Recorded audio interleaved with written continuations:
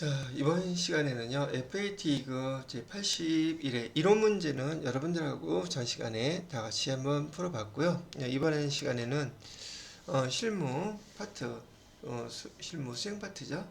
같이 한번 보도록 할게요. 홈페이지에서 다운받으셨던 폴더를 열어보시게 되면 FAT 프로그램 실행시키는 파일이 있겠죠. 이거 더블 클릭하시게 되면은 여러분들한테 감독관 확인번호 입력하라는 메시지가 나타나면 여기 지금 표시해놨거든요. DR1이라고 넣고선 실행을 시키시면 프로그램이 실행이 된다는 얘기죠. 자, 그 프로그램 실행시킨 거 이렇게 뜨면 되겠고요. 자, 준비가 되셨으면 또 하나씩 같이 보도록 하죠. 일단 여기 회사명이 한 걸음 더라고 되어 있죠.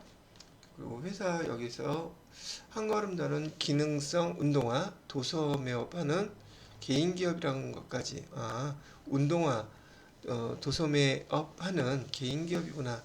먼저 한번 체크해 두시고 문제를 하나씩 보도록 할게요. 실무수행 첫 번째 거는 기초정보관리의 이해라고 되어 있고요. 여기 첫 번째 거래처 등록 나와 있죠. 자, 이 파트는요, 실무수행 첫 번째 거요. 여기 기초정보 관리하고, 그다음에 기초정보 관리 이 파트에서 시험 문제를 출제하겠다는 뜻이라고 보시면 되겠네요. 첫 번째 문제가 거래처 등록. 그럼 여기 거래처 등록 클릭하시고요.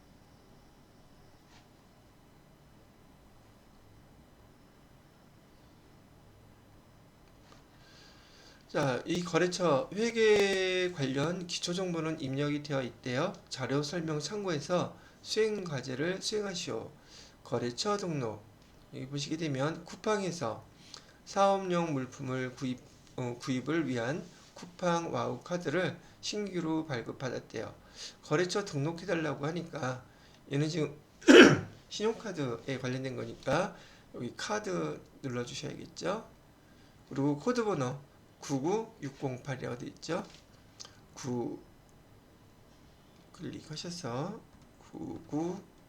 99608 입력해 주세요. 그 다음에 카드명은 국민카드라고 되어 있고요. 국민카드. 그 다음에 여기 매입 카드 결제일은 10일로 해달라고 했고요. 그 다음에 여기 카드 가맹점 여기 클릭하셔가지고 그대로 따라서 입력해 주시면 되겠어요. 여기 앞에 번호 여러분께 잘 안 보이시네. 여러분 거 좀 보고 하세요. 저도 보고 할 테니까. 5366 다시 4897 다시 0315 다시 6580 카드 회사 구분 그건 없죠. 회사 거 이거 법인카드로. 자, 이렇게 해서 지금 거래처를 여기다 이렇게 등록해 주셨으면 수행 과제에서 거래처 등록하시오라는 항목들 주어진 거 다 반영했으면 첫 번째 문제는 됐죠. 자, 그 다음에 두 번째는 거래처별 초기월 등록을 해달래요. 거래처별 초기월 등록 요걸 얘기하는 거죠. 자, 여기서 계정은 단기 차입금에 대한 명세들이 나와 있죠. 요 그대로 반영해서 입력해 달라는 얘기죠. 그럼 단기 차입금 클릭하셔서요. 여기 단기 차입금 첫 번째 코드는 98005라고 되어 있죠. 거래처 코드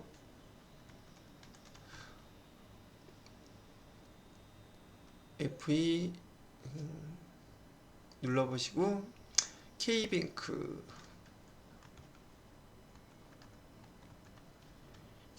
차입 요거 해주시고요. 만기 일자는 2025년 6월 30일.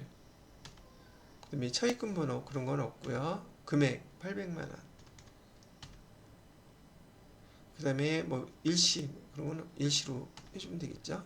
다른 내용들은 없으니까요. 자, 첫 번째 거 됐고요. 성급, 후급이니 이런 것도 없어요. 그대로 놔두고.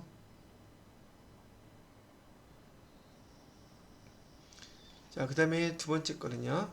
두 번째 거는 수협은행 F2 눌러서 수협은행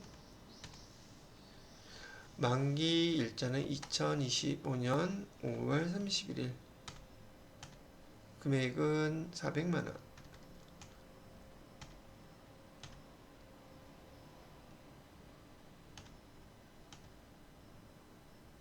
자, 이것도 뭐 다른 거 언급된 거 없으니까 이렇게만 그냥 반영해 주시면 내용은 여기 반영한 대로 다 반영을 했죠. 수행거래가 단기 차입금에 대한 거래처별 초기이월 입력하시오. 그래서 해당되는 거에다가 다 입력을 했어요. 자, 이렇게 입력해 주시고 나서 탭 누르시게 되면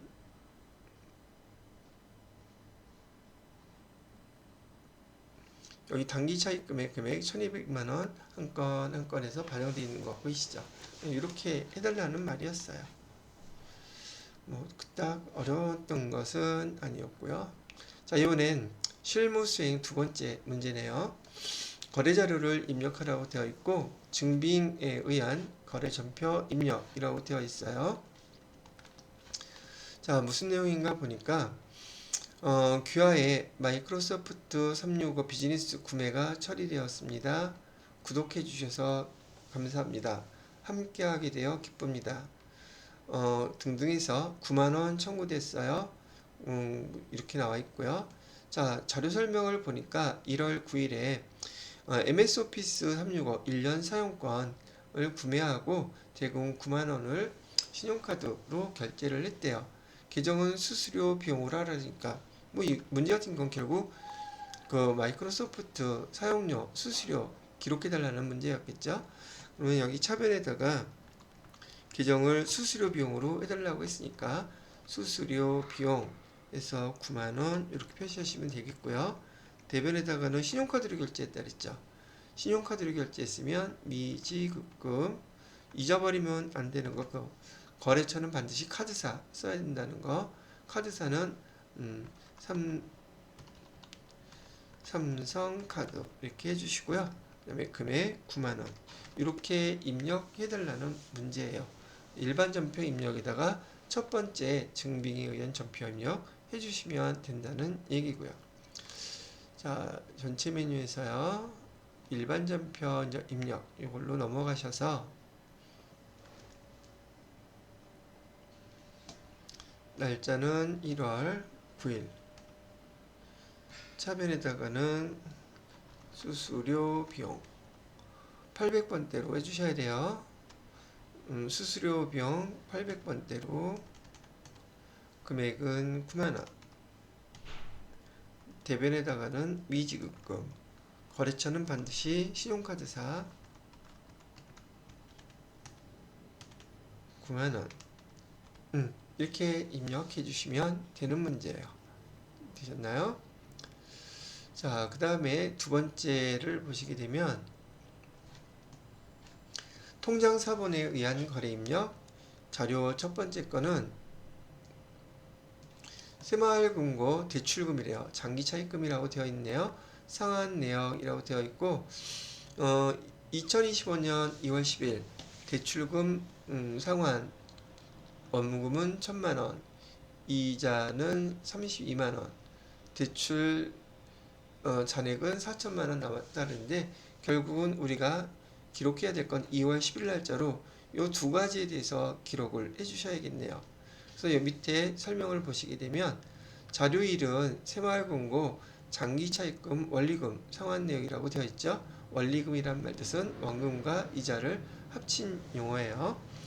자료 2는 장기차입금 원금 1000만원과 이자 32만원을 기업은행 보통예금 계좌에서 이체 지급한 내역이라고 되어 있는데 뭐 내용은 간단한 거죠.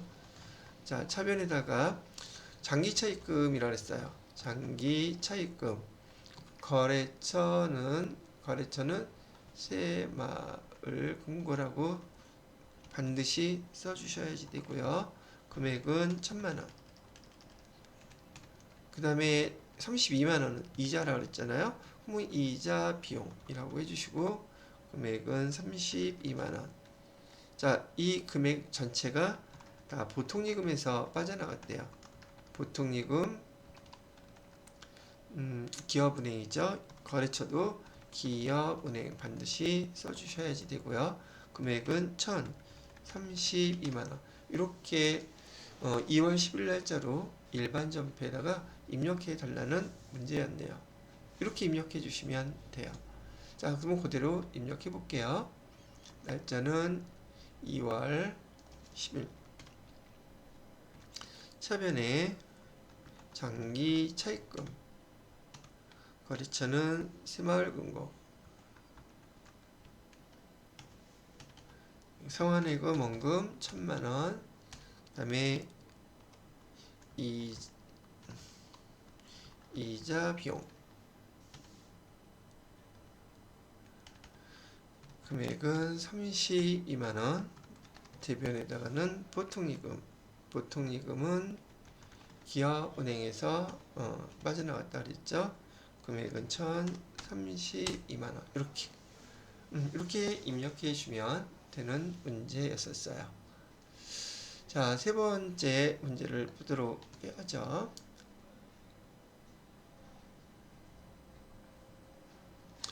자, 세 번째 문제는 재고자산의 매입거래래요. 거래명세서를 보니까 날짜는 3월 12일 거래고 넌슬립 운동화를 매입했나 보네요. 자료설명. 올킥스에서 상품을 매입하고 대금 중 500만원은 현금으로 지급하고 잔액은 외상으로 했다. 가장 기본적인 패턴의 문제네요. 그죠? 상품을 매입하고, 그러면 상품을 매입했으니까 차변에다가 상품이라고 쓰셔야겠죠. 금액은 공급가액 2,500만원. 자, 우리가 상품을 받았으면 그 대가를 지불해야 되잖아요. 그래서 현금으로 500만원은 지급을 했대요. 그런데 나머지 금액은 아직 주지 않았다는 얘기죠. 우리 상품 매입과 관련된 거는 외상 매입금이라고 쓰셔야 되고, 거래처도 반드시 써주셔야 되죠. 올킥스. 나머지 금액은 2천만원 되겠죠. 이렇게 3월 12일 날짜에 이렇게 분기를 입력해 주시면 돼요. 3월 12일 날짜에 날짜금 입력해 볼게요. 3월 12일 차변에 우리가 받은 것은 상품 금액은 2,500만원. 대변에 현금으로 500만원은 지급을 했고, 대변에 외상 매입금, 거래처는 올킥스라고 그랬죠. 그래서 2천만원. 이렇게 기록해 주시면 되는 거였었어요. 자, 그 다음에 4번 문제가 뭘까 보니까 기타 일반 거래. 그래서 보통예금 국민은행 통장에서 임차보증금 1,000만원이 빠져나갔네요. 그럼 내용을 또 봐야겠죠. 내용을 보니까 4월 20일 거래가 되겠고요. 삼정빌딩과 사무실 임대차 재계약을 하고 임대차 보증금 인상에 국민은행 보통예금 계좌에서 이체했다고 하네요.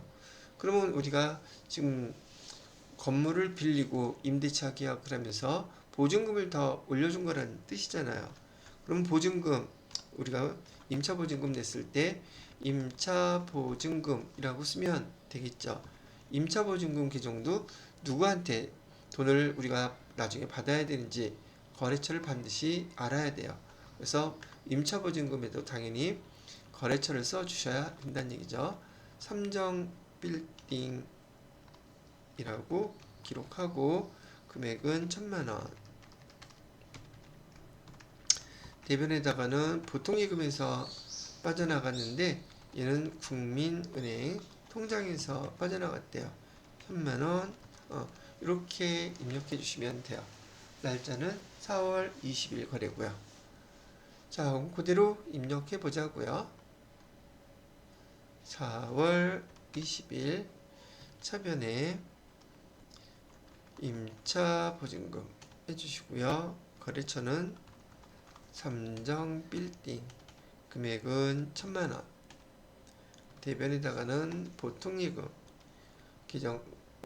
거래처는 국민은행, 보통 이렇게 해서 1,000만원.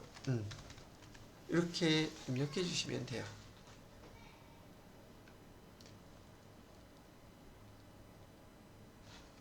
자, 그 다음에 5번째 거 보도록 하죠.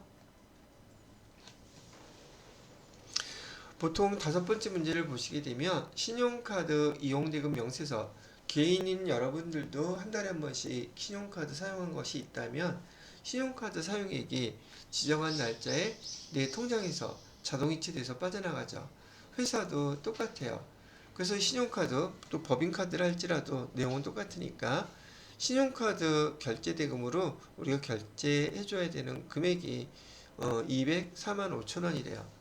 그럼 얘는 우리가 법인카드를 사용하면서 계속 그 한 달 동안에 대변에다가 미지급금, 거래처는 신한카드, 이렇게 해서 금액을 계속 또 누적을 시켜놨겠죠. 그렇게 했다가 결제 날이 되었을 때 이 미지급금을 통장에서 바로 이체가 된단 말이죠. 그러면 미지급금은 부채 계정이니까 부채 계정 다 갚는 거예요. 그래서 미지급금 신한카드 써주시고 금액은 204만 5천 원 이렇게 기록해 주시고요. 대변에다가는 보통예금에서 빠져나갔다고 얘기하고 있죠. 은행은 우리은행이라고 써주시면 돼요. 그리고 204만 5천 원 이렇게. 실제로 회사에서는 매달 이렇게 회계 처리하는 게 발생하기 때문에 여러분들한테도 실무에서 발생하는 이 회계상의 거래, 카드 결제에 대한 것도 이렇게 시험 문제로 출제를 했네요. 날짜는 5월 25일 날짜로 입력해 주시면 되겠어요. 그래서 5월 25일 날짜로 차변에다가 미지급금을 우리가 지금 결제해 주는 거죠. 카드사에 대해서 카드사는 어디라고 그랬어요? 신용카드. 우리 카드로 돼 있구나.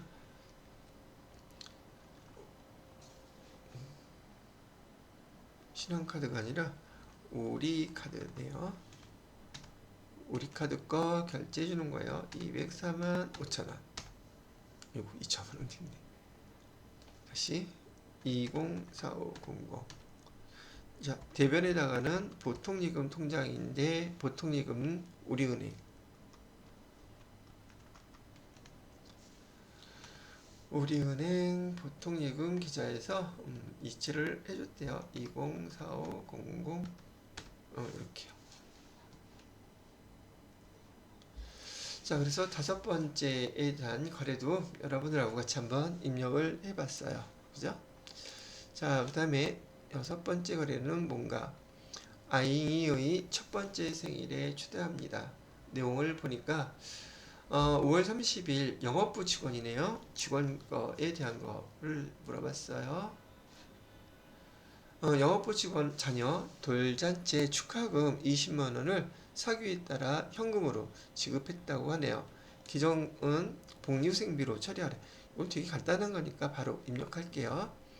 차변에 5월 30일이고요. 현금으로 지급했다고 하니까 출금연표로 해주면 될 것 같고요. 그 다음에 복리후생비로 해달라고 기정도 알려줬죠. 복리후생비 많아도 여러분은 FAT 2급에서 비용은 다 800번대로만 사용하셔야 돼요. 800번대로 금액은 20만원. 이런 일도 회사에서 많이 벌어지죠. 회계 처리할 때 이렇게 처리하는 거구나 한 번만 잘 익혀 놓으시면 된다는 얘기이기도 하고요. 자, 7번째 문제를 보도록 하죠. 7번째 문제는 급여대장 나와 있고요. 차인지급에 차감지급에 합계 800만원 보통예금 통장에서 결제해 줬다고 얘기하네요. 자료 설명을 보게 되면은 6월분 급여를 카카오뱅크 보통예금 계좌에서 이체해서 지급했다. 자, 이 공제 합계액은 예수금이라는 기종으로 처리하세요라고 되어 있는데요. 이 급여 대장에서 우리 회계 담당자가 회계 처리해야 될 것은 의외로 간단해요. 우선 급여라고 하는 항목 있죠? 우리 회사에서의 비용이에요.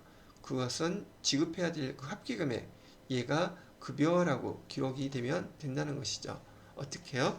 이것도 한 번만 딱 봐두면 앞으로 반영되는 거 항상 똑같이 이렇게 계정을 정리해 주시면 돼요. 급여 총 910만원 이렇게요. 그죠? 그 다음에 대변에 직원들한테 지급해야 될 급여는 910만원인데 그렇다고 직원들 통장에 910만원을 다 이체해서 보내주지는 않는단 말이죠. 이 급여 속에는 이들이 그 직원들이 내야 되는 4대 보험료하고 그다음에 소득세, 지방소득세 세금도 있어요. 그거를 회사가 대신 납부해주기 위해서 원천징수를 해놓은 금액이 있거든요. 그 원천징수 해놓은 금액을 우리 여기 공제액 합계라고 불러요. 그래서 합계액 보게 되면 공제 합계금액 110만원이라고 나와 있죠. 이 금액을 직원들의 급여인데 회사가 대신 예수금 미리 받아둔 거예요. 받아둔 거 이걸 원천징수했다 얘기를 하는데 110만원 바로 이 공제 합계액 금액을 예수금으로 기록해 달라고 문제에서도 가르쳐 준 거고요. 자, 이렇게 기록을 하게 되면은 공제금액 합계 요거는 기정 예수금으로 기록한다. 그다음에 나머지 차감지급액 총 그래서 직원들한테 보내진 급여는 얼마가 그네들의 통장으로 들어갔냐면 보통 예금 통장 거래처는 카카오뱅크에서 총 800만원이 이렇게 지급된 거예요. 이렇게 기록하는 거예요. 급여와 관련된 문제가 나올 때 대부분 급여 명세서에서 또는 급여 대장에서 회계 처리하는 건 거의 항상 똑같다고 보시면 돼요. 한 번만 잘 익혀두시면 된다는 얘기이기도 하고요. 자, 날짜는 6월 25일 날짜로 이렇게 일반 전표 입력에다가 입력해 주시면 돼요. 날짜는 6월 25일로 해주시고요. 차변에 계정은 급여 800번대로 해주라 그랬어요. 801번 금액은 910만원 대변에는 예수금 해주라 그랬죠. 예수금은 110만원 그 다음에 나머지 금액은 보통예금 통장에서 거래처는 카카오뱅크라고 해줬고요. 금액은 800만원 이체를 해줬습니다. 예, 이렇게 입력해 주시면 되는 문제였답니다. 자, 되셨나요? 자, 그 다음에 8번 문제를 보도록 할까요?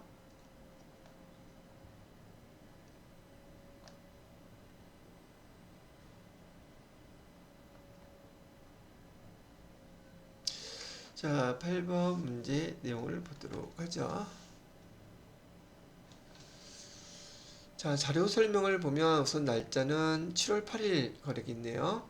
7월 8일 영업부 직원이 출장 시 고속도로 통행료 현금으로 지급했대요. 자, 단 여비교통부로 처리하라고 나와있죠. 이건 뭐 간단하네요. 날짜는 7월 8일 날짜로요. 이 고속도로 통행료도요, 여비교통비예요. 그래서 현금 냈다고 했으니까 출금으로 해주시고요. 여비교통비 800번대 그래서 현금은 얼마라고 되어 있어요? 12,600원 이렇게 해주시면 끝나는 문제예요. 얘도 여러분이 생각하시기에 회사에서 많이 벌어지는 그런 거래들이겠죠. 상황이겠죠. 그렇게 알고 계시면 될 것 같아요. 자, 이번에는 실무수행 세 번째 문제인데 얘는 전표 수정이라고 되어 있네요. 한번 어떤 내용인지 보도록 하죠.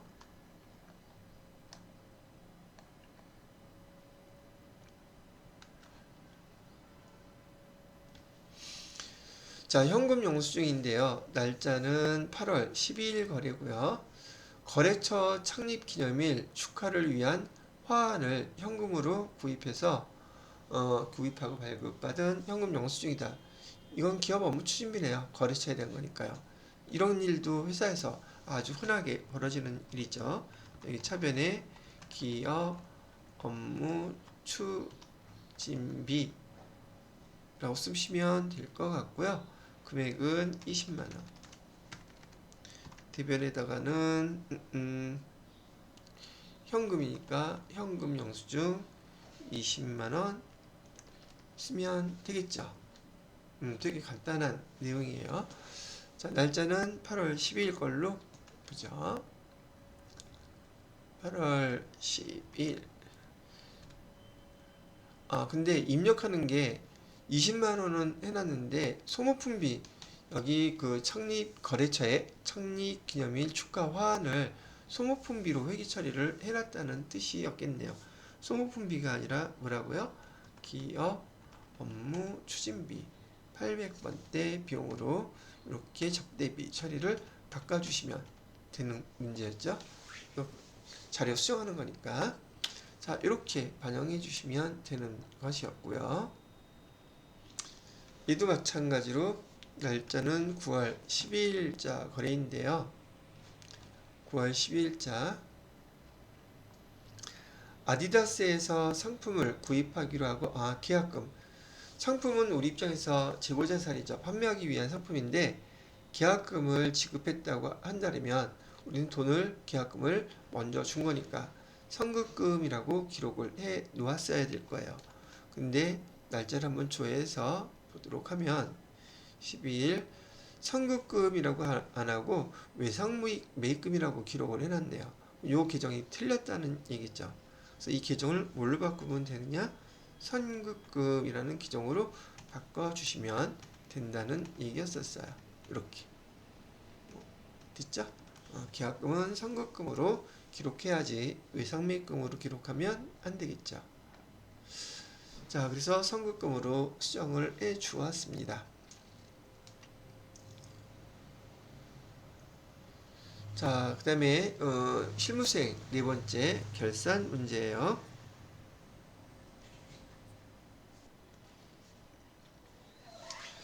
자, 보시면은 그 결산 파트는 여기 수동결산하고요. 그 다음에 자동결산이라는 걸로 이렇게 나뉘어져서 한 문제씩 출제가 되네요. 그죠?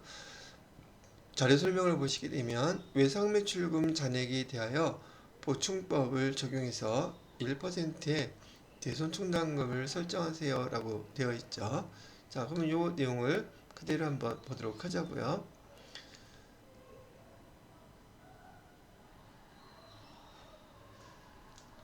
여기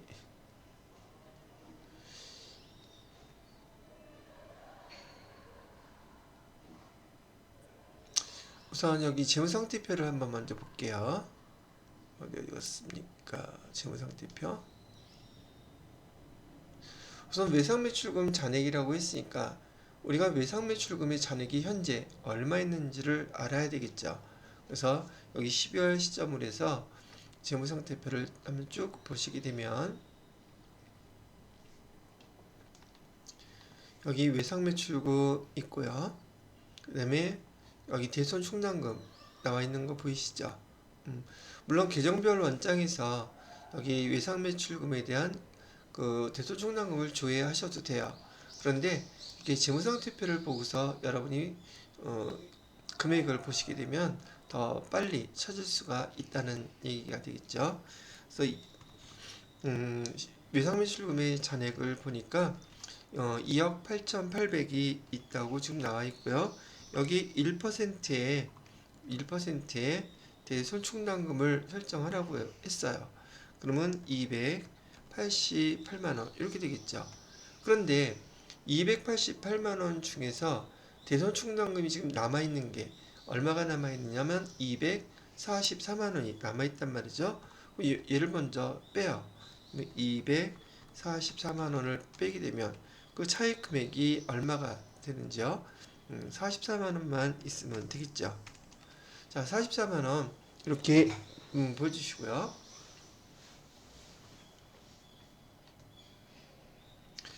이 44만원만 우리가 보충해서 대손상각비를 처리해주면 되는데 우선 여기 말뜻을 여러분들이 잘 이해를 하시기를 바라서 설명을 해본다면, 지금 12월 31일 시점에서의 외상매출금 잔액은 우리가 12월 31일이 됐는데, 우리가 외상매출금 아직 회수하지 못한 금액이 2억 8,800만 원이 있어요. 그런데 지금 12월 31일이기 때문에 얘는 만약에 외상매출금을 회수하게 된다면 그 다음에 2026년 1월 1일부터 그 해, 즉 내년에 이 외상매출금을 회수하게 될 거예요. 그런데 경험상 2억 8,800만 원 중에서 우리가 1% 정도, 즉 288만 원은 거래처에 문제가 생겨서 우리가 회수를 못하게 될 가능성을 미리 예상을 하는 거예요. 추정을 하는 거죠. 288만 원만큼은 회수를 못할 것 같다고 추정을 하기 때문에 얘를 미리 올해 비용 처리하면서 충당금으로 얘를 갖고 있고 싶은 거예요. 1%만큼을. 근데 사용하고 남은 대손 충당금이 244만 원이 있기 때문에 요 금액을 반드시 맞춰야 돼요. 기말에 대손 충당금은 이 금액보다, 즉 288만 원보다 적어도 안 되고 많아도 안 돼요. 딱 이 금액에 맞게끔 있어야 된다는 얘기죠. 그러려면 남아있는 금액에다가 44만 원만 보충해서 우리가 대손 충당금을 설정해주면 이 금액이 딱 되는 거잖아요. 그죠? 그래서 얘를 갖다가 우리가 분개를 12월 31일자로 하게 된다면 처리하는 방법은 두 가지가 있는데, 일단 얘를 일반 전표 입력에다가 여러분이 12월 31일자로 입력하게 된다면 배우셨던 것처럼 차변에 대손 삼각비에서 44만원, 그 다음에 대변에다가는 대손 충당금 44만원 이렇게 해서 입력을 하든지, 아니면 결산자료 입력이라는 여기 항목에서 여기 외상매출금에 대한 대손상각비 상각이라고 써있는 요 계정을 찾아가서 거기다가 44만원을 이렇게 입력해 주시고, 차후에 다 끝나고 나면 F3 눌러서 전표 추가 이렇게 입력해 주시는 방법 두 가지가 있다는 말이죠. 근데 대부분은 여기 수동결산은 수동결산에 대한 것을 갖다가 시험 문제를 내는데, 여기는 지금 두 개가 다 사용 가능하게 돼 있단 말이죠.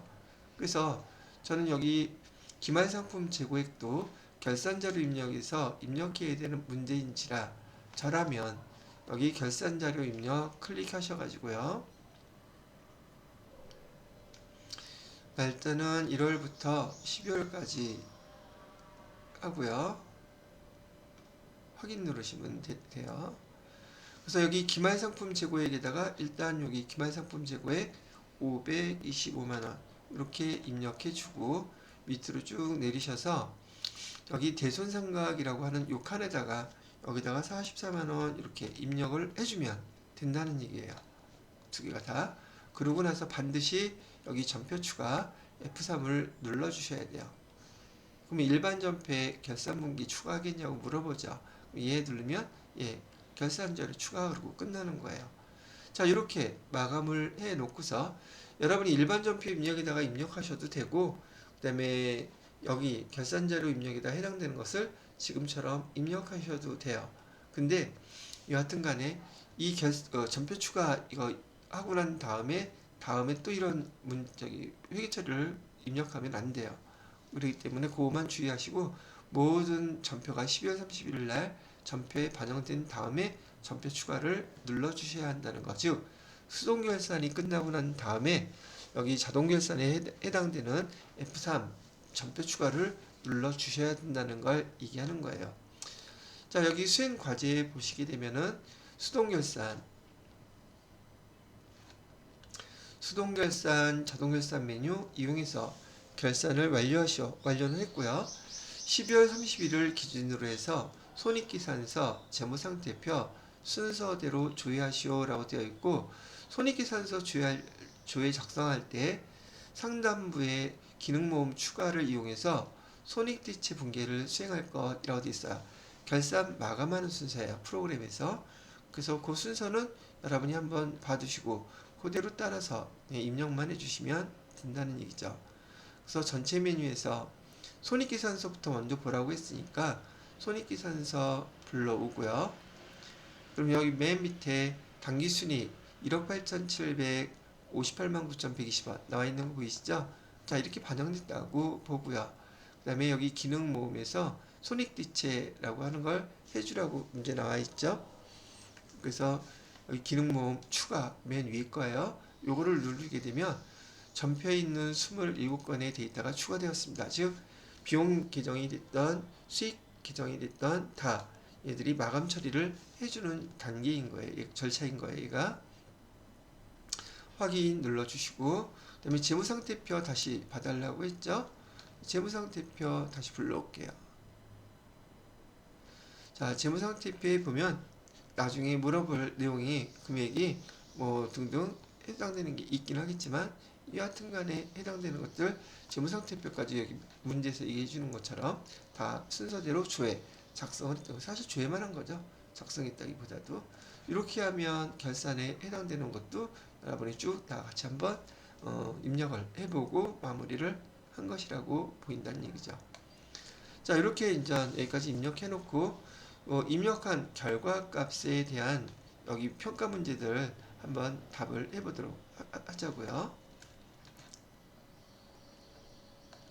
자, 11번 문제는 거래처 등록 조회해달라 그러죠. 거래처 등록 조회 이렇게 하고요. 그 다음에 거래처 등록 관련 내용으로 옳지 않은 것은 이라고 되어 있네요. 자, 롯데 카드는 매출카드이다. 롯데카드 어디 있죠? 여기 있죠. 클릭해 보세요. 롯데카드는 여기 구분 매출카드라고 되어 있죠. 맞는 말이네요. 그 다음에 두 번째 매출카드는 2개이고 매입카드는 5개이다. 매출카드는 이하고 농협카드 2개죠. 그 다음에 나머지 5개는 매입카드. 이것도 맞는 말이네요. 그 다음에 세 번째 국민카드의 결제일은 25일이다. 국민카드 클릭해 보니까 여기 결제일은 10일이라고 되어 있죠. 그러면 틀린 거는 세 번째 게 틀렸네요. 그죠? 옳지 않다. 그 다음에 신한카드의 결제 계좌는 신한은행 보통이다. 여기 신한카드의 결제 계좌 은행 보통예금 신한은행 보통예금 계좌이다. 맞죠? 그래서 11번에 옳지 않은 것은 3번이라고 여러분이 택하시면 되는 문제였고요. 자, 그 다음에 12번 문제를 보게 되면 예적금 현황을 조회해 달래요. 거래처는 이걸로 된 것 같고요. 전체 메뉴에서 예적금 현황 여기라고 되어 있죠. 예적금 현황 클릭해서 시험 문제에서 계속 은행들 보통예금 통장에서 결제돼서 나갔다고 많은 은행들이 언급이 됐잖아요. 그래서 그 거래처 잔액을 제대로 반영했는지 물어보는 문제라고 볼 수 있다는 얘기죠. 자, 여기 12월 달이고요. 31일 시점에서 내용을 한번 보도록 할게요. 자, 기업은행 보통예금, 기업은행 보통예금 여기 있죠. 잔액은 5,400. 옳지 않은 것은 1번이 벌써 옳지 않네요. 그죠? 자, 2번은 신한은행 보통. 신한은행 보통 바로 밑에 있죠. 4,519만 2,600 맞네요. 그다음에 우리은행 보통 1,470 5만 5천원 맞죠? 맞네요. 그 다음에 국민은행 보통 6천만원 맞죠? 다 맞고 1번만 지금 옳지 않은 걸로 여러분이 판단하실 수 있다는 얘기죠. 그죠? 그 다음에 13번 문제를 보도록 할게요. 13번 문제는 거래처 원장을 조회해달래요. 12월 말 현재로 단기 차입금의 거래처별 잔액으로 옳지 않은 것은? 이라고 물어봤네요. 거래처 원장 조회해봐달라고 했으니까 눌러서 장부에서 거래처 원장 여기 있죠? 거래처 원장 클릭해 주시고요. 1월 1일부터 12월 31일까지 계정 과목은 여기 단기 차입금이라고 물어봤죠? 계정 과목은 단기 차입금 거래처 물용이다 엔터 쳐야지 비교가 가능하겠죠? 4개가 나와 있네요. 잔액을 비교를 해보자고요. 자, 신협은행 차입 1,500만원, 신협 잔액 1,500만원. 잔액은 여기 있죠? 맞네요. 그 다음에 K뱅크 차입, 여기가 틀리네요. 그죠? 그 다음에 새마을금고 차입 여기 있고 2천만원. 맞고요. 그 다음에 수협은행 차입 6천만원. 맞죠? 그래서 13번의 문제는 2번 K뱅크 차입이 옳지 않네요. 자, 이번에도 똑같이 이번에는 거래처 원장 조회는 같아요. 근데 삼성카드에 대한 미지급금 잔액이 얼마냐고 물어보고 있죠. 그럼 여기 미지급금 계정을 조회를 해야 되겠어요. 여기 12월 말 현재는 똑같아요. 여기다가 미지급금 조회를 해주시고 그냥 엔터 다 칠게요. 그래도 나오니까 하나 삼성카드 코드번호만 거래처 여기만 봐도 되겠는데 귀찮아서 그냥 엔터 다 쳐버렸어요. 자, 미지급금 잔액을 보면 삼성카드 어디 있어요? 삼성카드 여기 있네요. 그죠? 잔액은 여기 있죠. 금액 얼마가 맞아요? 248만 4천원. 여기 맞네요. 그죠? 14번에 답은 248만 4천원. 요걸 답해 주시면 되는 문제였었어요. 자, 15번 문제도 거래처 원장 조회하는 거 똑같죠. 근데 계정이 외상매입금이라고 물어보고 있어요. 그죠? 그럼 외상매입금을 봐야겠죠. 여기 계정을 251번 외상매입금하고 또 엔터 쳐서 거래처 잔액을 한꺼번에 다 조회를 했어요. 자, 외상매입금 잔액이 가장 큰 거래처. 잔액은 여기 있고 외상매입금은 여기서 조회를 했고 잔액이 가장 큰 금액은 여기 올킥스께 가장 크네요. 5,200만원. 그죠? 그래서 여기 5,200만원. 그러면 올킥스 어디 있어요? 여기 올킥스 3번이겠죠? 얘가 제일 커요. 라고 답하시면 되는 거였었네요.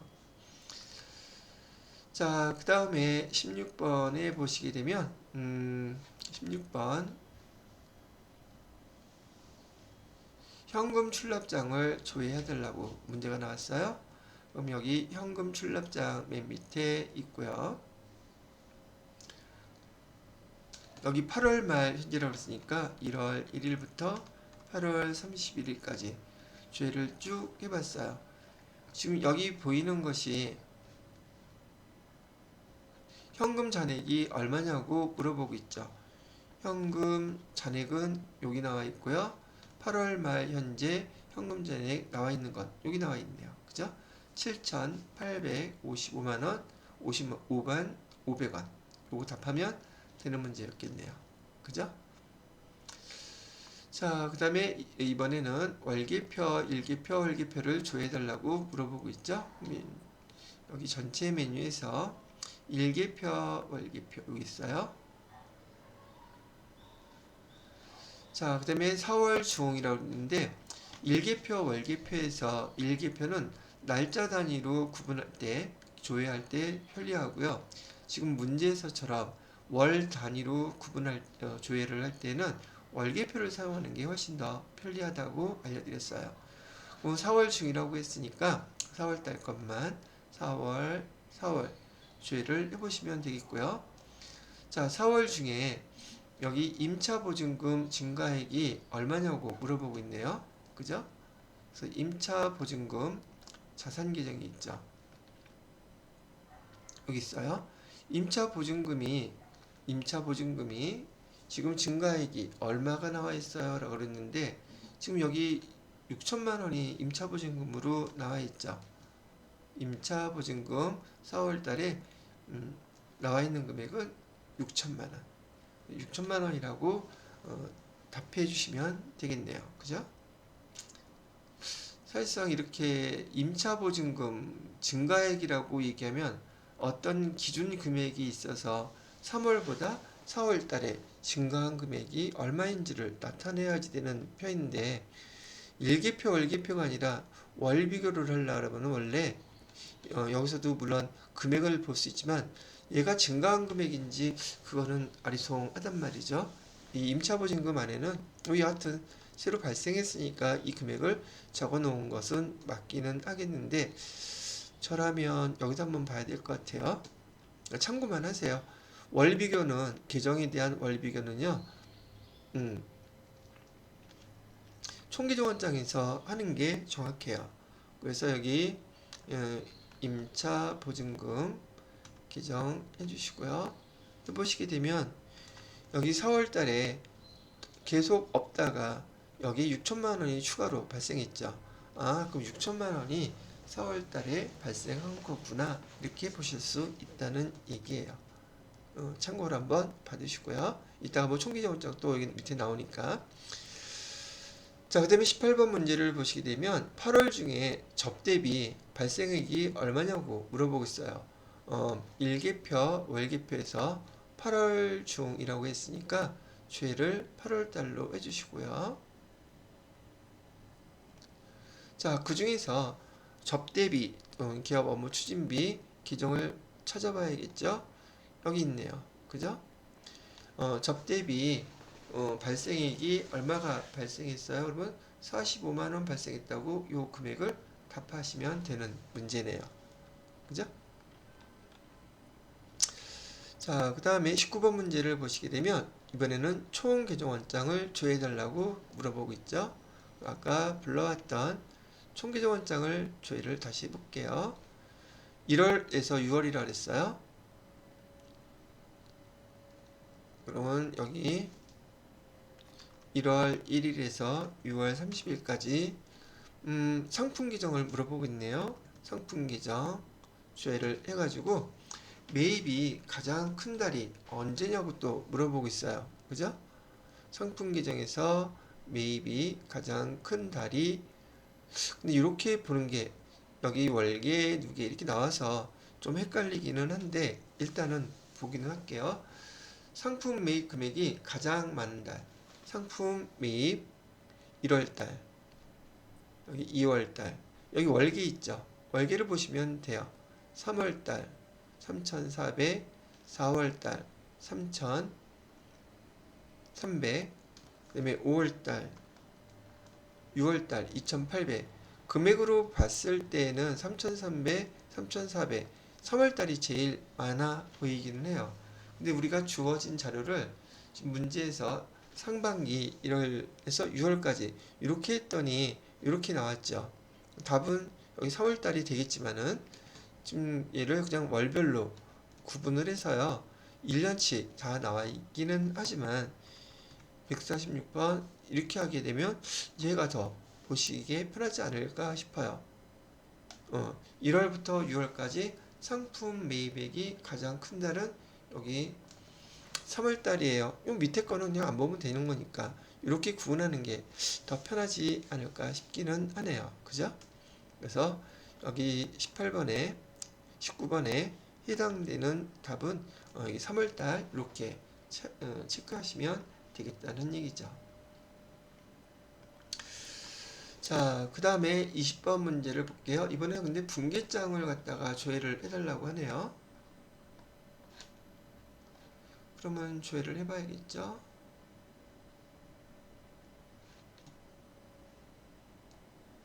자, 분계장을 조회해달라고 했으니까 분계장을 조회해 주시고요. 그 다음에 4월 1일부터 4월 30일 동안 전표 중에서 전표 일반 전표 1 일반 선택 3 대체 전표의 건수를 물어보고 있네요. 날짜를 한번 입력을 해볼까요? 4월 1일부터 4월 30일까지 전표는 일반 걸로 해달라고 그랬죠. 전표는 일반. 그 다음에 선택은 대체 전표, 여기 대체 전표 건수가 밑으로 쭉 보시게 되면 몇 건이라고 나와 있냐면 합계 건수 19건이라고 나와 있죠. 요거 물어본 거네요. 그죠? 19건 19라고 쓰면 되는 문제예요. 자, 그 다음에 21번 손익계산서 보도록 할까요? 손익계산서 문제가 4개네요. 자, 21번 문제는 당기에 발생한 판매 관리비의 계정별 금액으로 옳지 않은 거 찾아달래요. 아, 계정별로 발생한 금액에 대해서 옳지 않은 거 찾아달라는 문제죠. 그럼 아까 우리 손익계산서 불러왔던 거 있으니까 여기서 바로 보도록 하죠. 자, 급여는 급여 여기 있죠. 2억 5,523만 9천 원 맞네요. 그다음에 복리후생비도 1,439만 4,600원 이것도 맞네요. 광고 선전비 요 밑에 있죠. 530만 원 이것도 맞죠. 수수료 비용은 위에 300 요거 금액이가 틀리네요. 그죠? 옳지 않은 금액은 4번 수수료 비용이 옳지 않아요. 여기 수수료 비용은 331만원 여기로 나와 있죠. 자, 그 다음에 22번 문제는 상품 매출원가 금액이 얼마냐요. 상품 매출원가는 맨 위에 있죠. 여기에서 파란색으로 상품 매출원가 금액 여기 써 있어요. 얼마라고 되어 있어요? 3억 6,864만 5천 원이라고 답해 주시면 되는 문제였네요. 그죠? 그 다음에 23번 문제는 판매비와 관리비 계정 중에서 여비교통비의 전기 6기와 대비해서 증가액은 얼마예요? 라고 물어보고 있네요. 그죠? 그러면 다시 한번 봐야겠죠. 여기 판관비라고 되어 있는 금액 중에서 여비교통비 여기 있죠. 자, 여기 재무제표는 항상 정기거와 단기거를 비교 재무제표로 만들게끔 되어 있단 말이죠. 재무제표. 그래서 정기거는 100만 원이었는데 지금 단기거는 여비교통비가 133만 7,200원이라고 되어 있죠. 그럼 이만큼 33만 7,200원만큼 증가한 거네요. 그죠? 요 금액을 여기다 써주시면 되는 내용이었어요. 자, 그 다음에 손익계산서에서 영업의 비용 금액 얼마냐고 물어보고 있어요. 영업의 비용 금액은 맨 밑에 보시게 되면 영업의 비용 여기 나와 있죠. 그죠? 1,021만 8천원 요거 답해 주시면 되는 문제였네요. 아까 이론 문제 풀어드릴 때 제가 여러분들한테 손익구분 암기 꼭 하셔야 됩니다 라고 얘기해 드렸죠. 자, 보세요. 매출액에서 매출 원가를 빼게 되면 매출 총이익이 나오고 매출 총이익에서 판관비를 빼게 되면 영업이익이 나오죠. 영업이익에서 영업의 수익은 더해주고 영업의 비용을 빼주면 소득세 차감전 순이익 우리 FAT 1급에서는 이제 법인을 다루기 때문에 거기서는 소득세가 아니라 법인세 차감전 이익이라고 계산이 되고 소득세가 아니라 이제 FAT 1급부터는 법인을 다루게 되면 여기 법인세 등 그러고 나서 당기순이익이 계산된다. 바로 이 순서를 암기하고 있으시라고 제가 말씀을 해드린 거예요. 문제에서 이렇게 여러 가지 여기저기서 손익계산서의 구분 항목들을 갖다가 얘기하면 금방 알아듣고 어디서 찾아야 되는지 금방 이해할 수 있기 때문에 그렇다는 얘기를 해드린 거였었어요. 참고로 받으시면 좋을 것 같고요. 자, 이번에는 재무상태표를 갖다가 조회를 해봐야 되겠네요. 그래서 재무상태표 12월 달에 해놓은 거 보고요. 자, 질문을 보도록 할게요. 25번 재무상태표 조회 보통예금 잔액이 얼마냐고 물어보고 있네요. 보통예금 잔액은 여기 있고 금액은 2억 3,828만 390원 요거 1번이 답이 되겠네요. 그죠? 자, 그 다음에 두 번째 외상매출금의 장부금액이란 말 뜻이 외상매출금에서 대손충당금을 뺀 그 금액을 얘기해요. 그래서 여기서 보시게 되면 외상매출금에 대해서 아까 우리 2억 8,800에서 보충금액 44만원에서 대손충당금 보시게 되면 1%로 딱 맞춰져 있죠. 그죠? 그래서 지금 장부금액을 물어본 것은 여기 문제에서 여러분들한테 친절하게 가르쳐 준 것처럼 이 외상매출금 잔액에서 대손충당금을 뺀 금액 결국은 얘를 물어본 거예요. 그래서 여기 답하실 때에는 2억 8,512만원이라고 답해 주시면 되는 문제였었어요. 자, 그 다음에 27번 문제를 보니까 12월 말 계정별 잔액으로 올 잔액을 찾아달래요. 우선 단기 대여금 나와 있죠. 단기 대여금은 6천만 원 맞네요. 미수 수익, 미수 수익은 60만 원. 이것도 맞죠. 미수금, 미수금은 110만 원. 이것도 맞네요. 선급금은 420만 원. 요게 틀렸네요. 그죠? 그래서 4번이 답이 되는 것이고요. 12월 말 미지급금 잔액이 얼마냐고. 미지급금은 부채 계정이니까 밑으로 좀 내려가야겠죠.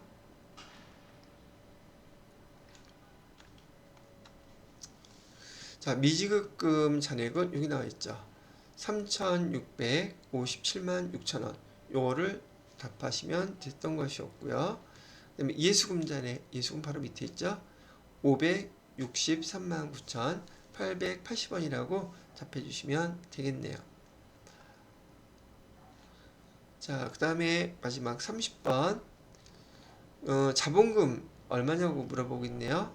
여기 기정해 보시게 되면 자본금이라고 되어 있죠. 여기 자본금은 4억 3,800 79,120원. 예, 2번이 답이 된다고 답하시면 되는 문제였었어요. 됐죠? 자, 이렇게까지 해서 평가 문제 풀어봤고요. 여기서는 회계 정보 분석 문제, 즉 여러분이 재무제표를 보고 계산할 수 있는지, 재무제표에서 유동자산이라든지 유동부채라든지 이 금액들을 여러분이 찾을 수 있는지 그거를 물어보는 문제예요. 이 문제 무려 점수가 8점짜리인데 절대 틀리면 안 되는 문제예요. 재무상태표에서 유동비율이라는 그 비율을 회계정보 분석을 통해서 우리가 계산할 수가 있는데, 유동비율이란 뭐라고 설명을 해주고 있죠. 이런 거 여러분 학습하시란 얘기고, 시험 문제에서는요, 여기 유동자산이라고 되어 있잖아요. 여기 유동자산하고 유동부채만 여러분이 숫자만 빨리 캐치하시면 돼요. 그럼 유동자산 한번 볼까요? 유동자산은 근데 주의해야 될 거는 얘가 전기 올해 게 아니라 단기 게 아니라 정기 거에 대한 질문을 하고 있다는 거예요. 그래서 단기 거를 답하시면 안 되고 정기 거를 보고서 답을 해주셔야지 돼요. 여기 유동자산이라고 되어 있는 칸은 여기 있습니다. 그 중에서 전기 거의 금액은 유동자산이 3억 5,719만 원이라고 되어 있죠. 여러분이 이거 보고서는 잠깐 메모를 해놓으세요. 요 위에다가. 그러면 유동자산 아니면 여러분들 시험 똑같이 이런 상태로 보게 될 테니까 연습장이나 메모지에다가 요 금액을 유동자산 위쪽 분자에다가 기록을 해놓고요. 여기 분 뭐에 해당되는 건 유동부채라고 되어 있죠. 여기 유동부채